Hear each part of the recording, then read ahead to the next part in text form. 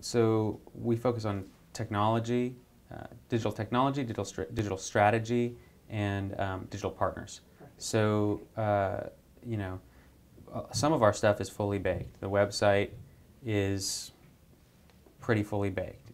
The mobile app is in the store, iPhone and Android. You can get them, you know, they're set. We have to make sure nothing goes wrong with that stuff. We have to make sure to update content where content is changing, but that stuff is stuff that we really have to work on mostly ahead of time. There's last minute stuff coming together for the festival for Wi-Fi.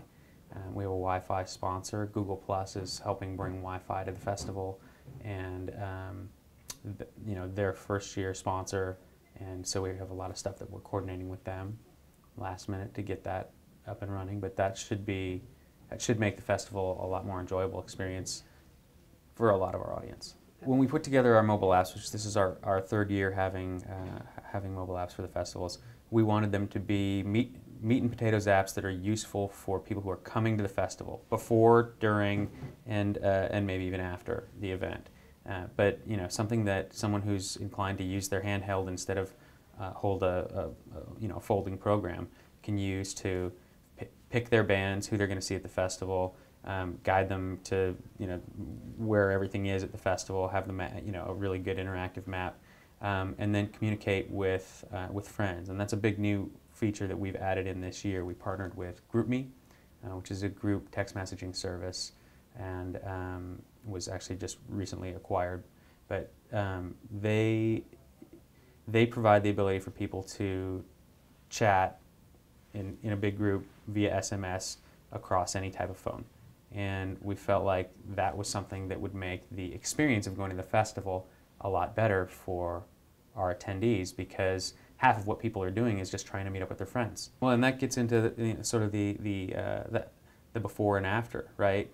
Setting up your group with your friends before the festival allows you to talk with them pre-festival, plan who's recommends which band and what time you want to go, and then when you're there you can plan how to meet up and when to meet up, and afterwards you can continue talking with your friends about ACL or other stuff.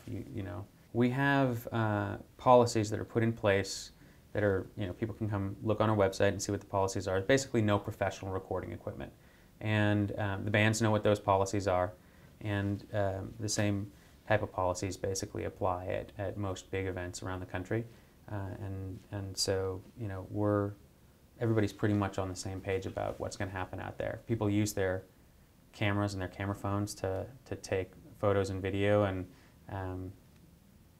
there's a whole lot of shaky images and videos on YouTube of people posting stuff that they saw at the festival, and we're fine with that. First of all, it was sort of surprising to us as it first started happening last year, but a lot of people are bringing out tablets to the festival. And that's just interesting. It makes you start to think about the way that people are experiencing these events and what they want to be doing there. And as we watch that evolve, we may continue to evolve, or we will continue to evolve the experience that we provide to try to tailor it to what people are looking for. People who are on site at the festival, if they have access to good Wi-Fi, may end up wanting to experience that type of webcast content even at the festival. Maybe that's what people will be using tablets for come next year and the year after, and maybe even this year as Google Plus has come on to provide really solid Wi-Fi coverage in many areas of the park for our attendees.